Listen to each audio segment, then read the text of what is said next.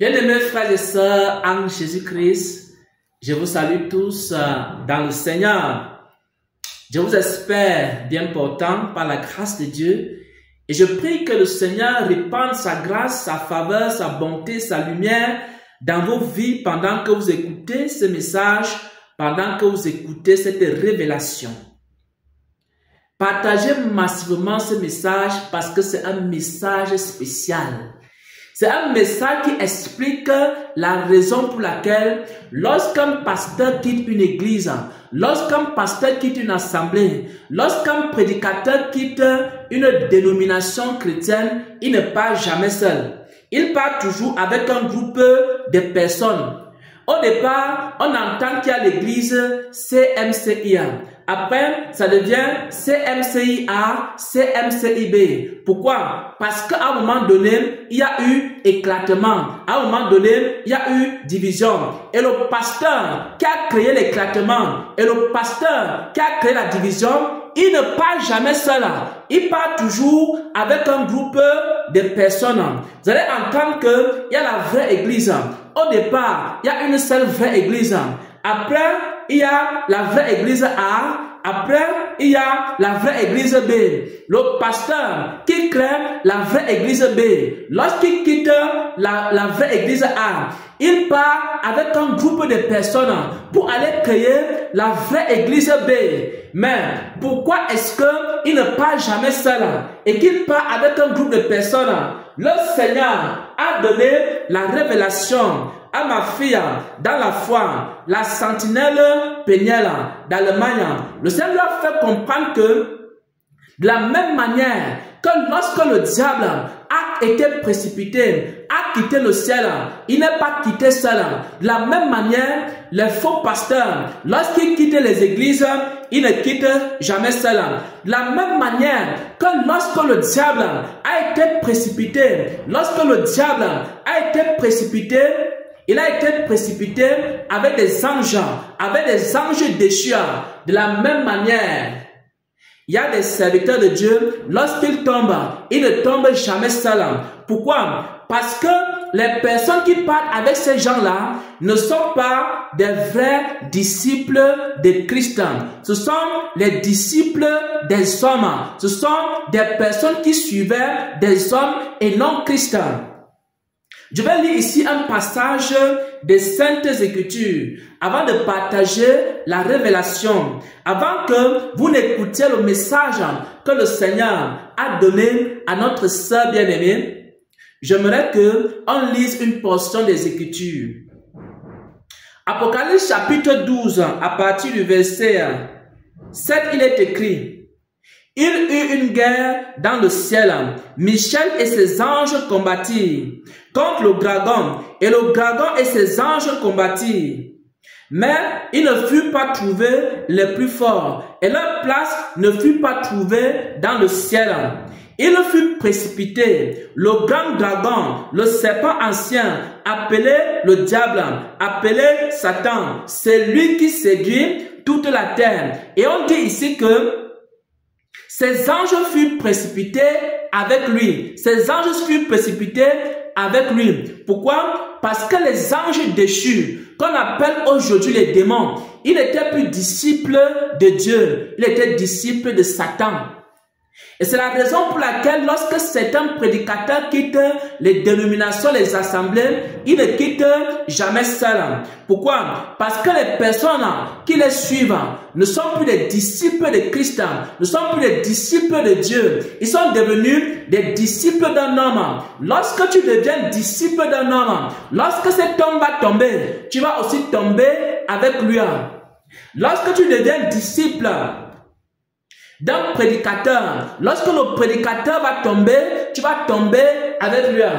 Lorsque tu deviens disciple d'un pasteur, d'un prophète, d'un apôtre, lorsque l'apôtre là va quitter son église, tu vas aussi le suivre. Partout où il va partir. Même si ça en va à la perdition, tu vas le suivre. Parce que tu n'es plus disciple de Christ. Tu es devenu disciple d'un homme. Tu es devenu disciple d'un homme. Il y a certaines personnes qui disent que je vais suivre tel serviteur partout où il va partir. Je vais suivre telle servante, partout où elle va partir. Il ne faut pas devenir disciple d'un homme, disciple d'un serviteur, disciple d'un prédicateur, mais demain disciple de Christ. Si le pasteur quitte l'église, il ne faut pas le suivre. Ou alors il faut d'abord demander au Seigneur. Si par exemple un prédicateur quitte une dénomination, avant de le rejoindre dans son église qu'il va créer, demande d'abord au Seigneur si telle est sa volonté. Sinon tu deviens quoi? Disciple d'un homme et non disciple de Christ. Écoutez la révélation et soyez bénis en Jésus-Christ. Amen, amen, amen. Dieu m'a révélé quelque chose et je pensais que c'était sur moi qui révélait. Donc, il me révélait encore la peur, l'influence qui pousse les gens à adorer les leaders ou à adorer certaines personnes qui sont déjà matures dans la foi. Et le Seigneur nous parlait de faire très attention, de chasser cette pensée-là. Que si je me prosterne, c'est comme si je veux me voir, comme si je suis prosternée devant une femme, devant l'œuvre d'un homme. De faire très attention et il m'a conduit à prier dans l'intimité comme ceci. Donc je voyais dans le songe, j'étais en train de partager ça au serviteur Abraham. Donc il me détaillait qu'au ciel, Lucifer, il avait établi Lucifer qui était le chef, qui adorait, il avait donné tout, beaucoup, mais tout selon lui, Dieu, sauf sa gloire, sauf la gloire de Dieu à lui, mais il avait donné tout selon lui, Dieu, ce que Lucifer avait besoin aux autres anges. Mais le temps que, comme il a fait comme ça, les anges, au nom de Jésus, quand il a fait comme ça, là, les anges, Lucifer a commencé à penser dominer sur Dieu, il a commencé à être rebelle. Et le Seigneur, ce n'est pas que le Seigneur n'avertissait pas. Quand le Seigneur avertissait, il se prenait pour Dieu. Et c'est comme ça que les anges qui fléchissaient de genoux devant lui ont